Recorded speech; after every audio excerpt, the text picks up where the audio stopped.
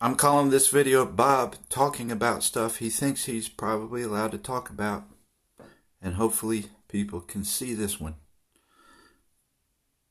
So it's not outlined, but human psychology. I'll preface that I am not a psychologist. I have been to college and taken psychology courses, but what does that matter? I don't have a great memory, but I am probably one of the world's biggest thinkers. I could prove that. That's not misinformation about myself. And I'm talking about myself, so you can't say I'm giving misinformation about myself. This is my view of myself, my opinion of myself. I think I'm allowed to have an opinion of myself. And I think that I'm allowed to, and I view myself as an honest person. I try to be intellectually honest. And where I am smart, if you want to grade me, I know I'm not the smartest person in class, so I'm not calling anybody dumb. I'm not calling anybody too smart. That's not misinformation. I'm not the smartest. I've been in college, I've been in high school, and I know where I am academically. I'm not the smartest. I'm not going to say I'm not the dumbest, because I probably studied more than the average, except in certain courses. And there were some courses I didn't have to study much, such as music. I didn't have to study a lot in music, and I passed pretty good most of the time. And but it comes to memorization and history, with history facts and stuff like that, and reading comprehension. I picked up on different things than the teachers did on reading comprehension. But I also have trouble. I have a problem with daydreaming when I'm reading. I'm not even realizing it. With stuff especially that I'm not interested in. But even with stuff I'm interested in. So I can be reading it and I'm reading the words and I can read the words, okay? And my mind's all somewhere else while I'm reading the words.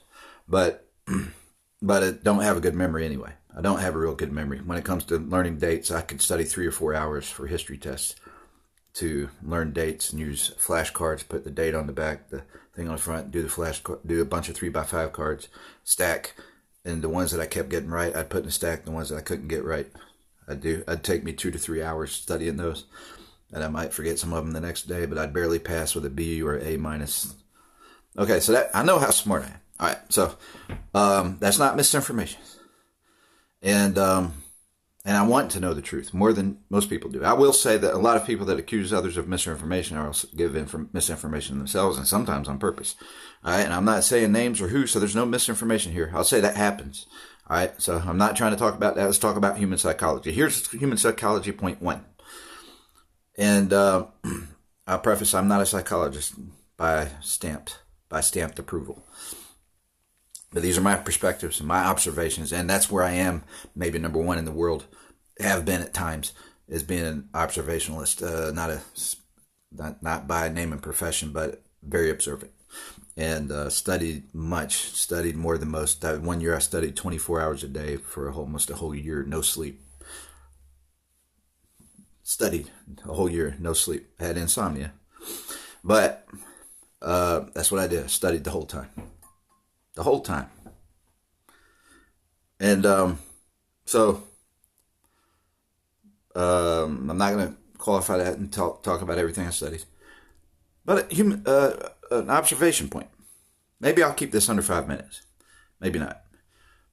The observation point is, okay, people think that grape juice, and I have studied nutrition on my own. It's my own preface. It's my own observations. It's my own experiments too, but it's not me being a professional nutrition. Although I've studied professionals' views, and I did a year of studying all what I would consider might be gimmicks or fad diets. Versus, I've studied the Bible diet. I've studied what foods have been here since the beginning of time. I've done that on my own, not with a license, but I have had a health course in college.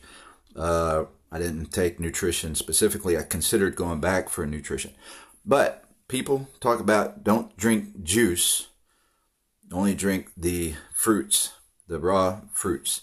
And it's true, from what I know, that you get the enzymes from the fruits and you don't get it from the drink.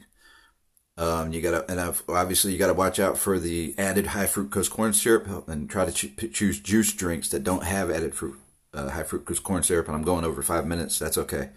But you'll see the main point coming, though. There is a point here, and this is an observation point, a human psychology point that made me. It talks about how people don't pay attention a lot. Okay, but people will say, maybe I'll do this as a series, and this will be my one point today. And every intro might be almost the same as this one, but shortened. Don't drink juice. It's bad for you. It's too much sugar. You can't drink juice. No, okay. Should I make the point first? Or preface it first? I'll make the point. A summarized point, and then I'll preface what I wanted to preface. I was about to preface. They'll say not to drink juice, but then they'll use jelly with tons of sugar added to jelly. And so that's the main point. But how do they do that? They'll say not to drink juice. You can't drink juice. And then they'll take a break and take a Coca-Cola or a coffee or a tea. Juice is bad for you. It has too much sugar. But, so here's the preface point I was going to make. I don't know if it's really a preface, but it's an explanation. Juice, in my opinion, is good for you. Grape juice, they used it in the Bible. But here's the problem with it. There is a problem with it. And that's if you get the pure juices and you read all the ingredients and make sure it doesn't have added sugar and all that. It is a little more natural sugary. You're getting more sugar when you drink a juice because it's really more than one fruit in a juice, or they've watered it. Sometimes they've watered it down, so it's not as much fruit juice as you think and sugar because it's filtered.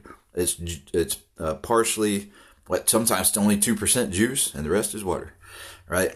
So if in that case, how is it as bad as they say it is?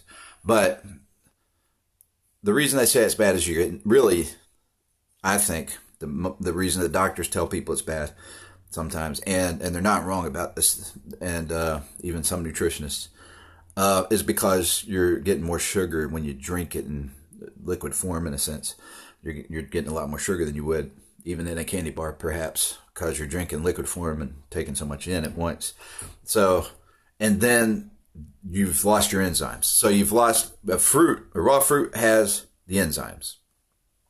And so there's some truth to it, but it still has antioxidants that are healthy. It still has certain antioxidants. When they, is it pasteurized? Yeah. When they pasteurize it, they bring it to boiling or to 212, I forget exactly. And then they bring it right back down right away. So they don't boil it to death. So there's some things that still live in it. That doesn't kill all antioxidants. Vitamins don't die until a certain amount of temperature. And even some of them don't die until very high temperatures. And it might take a few minutes for them to die. I'm not sure. There's known facts on all that, and I don't know what they are. I don't remember all of them. But you're still getting lots of antioxidants, I'll just say, from the fruit juice. And it's liquid. It's a healthy liquid. It's not unhealthy. But the only real problem with it is the sugar content. And so I can't think of any other problem with it, really, if they don't add high fructose corn syrup and other things. So the citric acid's not a bad preservative. It's vitamin C. And there's other preservatives that aren't bad, and then there's some that are bad.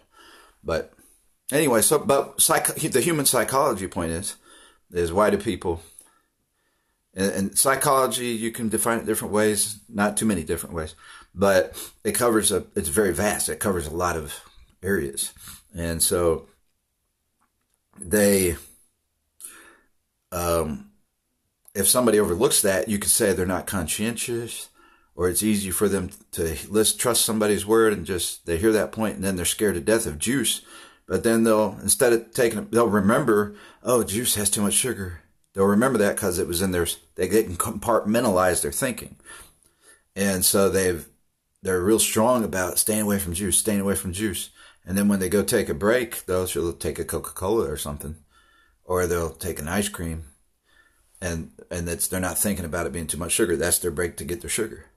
And so you're actually better off to take a break and drink some juice. But mix it with some milk. It tastes good to mix apple juice and milk and add a little yogurt to it. Just a little. You don't need that many probiotics, really. Sometimes it's not good to have too many probiotics. So you mix it and then it lasts longer. You're saving money. The milk lasts longer, the juice lasts longer, and the probiotic lasts longer because you're only doing a dab of each. I really don't want to go over 10 minutes, that's for sure. So you got a little nutrition tips here from my own personal experience and observation. See, this is an observation. It's not misinformation. It's an observation, and a lot of it's true, and it's for people to test on their own or to evaluate themselves and check with a specialist themselves. But it's a point that in your 5-minute talk with the doctors and nutrition, sometimes the 5-minute visit, it's a lot of that's paperwork and all, and you don't learn too much, but you got to know they're teaching you the basics and fundamentals, or the most root thing you need to know. But there's a lot more to life than that. I mean, come on. And there's stuff you have to learn on your own, and we should be able to discuss back and forth on our own. And then knowing, just common sense, knowing that we're not confirming everything 100%, because there are things in there that works different for you than it does for me. Whether you have diabetes 1, diabetes 2, or diabetes 3 makes a difference too, right? So, this is, diabetes 3, you can die real easy from a coma if you do a little too much sugar of anything, right? And so, by the way, I don't even know if the diabetic 3 person can do cherries, or any fruit. I don't know what the rules are. I don't know. There's sometimes when people's sugar's too low, they have to take a little sugar or something. I don't understand all that. The insulin. I'm not real, but I do know that cherry's the lowest sugar. Fruit with the lowest sugar, or the second lowest, I forget. But anyway. But I think I'm allowed to say those kind of things, and we're allowed to discuss it and look back and forth. And there's so many ins and outs. It's good to learn and be able to talk and be able to spread information that's observational, that's not conclusive, and it's not me saying a lie, and it's not me, even if I'm wrong and given some wrong facts by accident, I'm saying you double check these facts yourself. I should be allowed to do that. But what I'm good at is addressing subjects people didn't notice. When it comes to, for instance, if they'll even let me say the word abortion, when it comes to abortion, it helps men not have to pay child support. I don't think they want me to say that, and that's them being misinformative by not allowing me to say that, because it's a true statement. It's just a natural, obvious observation. And so they always act like it's about protecting women, but really you're protecting men, a lot of times more than women, by making sure that they're allowed to talk their woman into having an abortion so they don't have to pay child support, especially if they're broken up, right? So that's when you pay child support, when you're not together. And so that's a good question. Is that what they're supporting? It's okay to question that. It's not misinformation. That's not, that's baloney. It's not, we're supposed to have the freedom to discuss that and have knowledge and grow our knowledge and our awareness. It's awareness. I'm building awareness.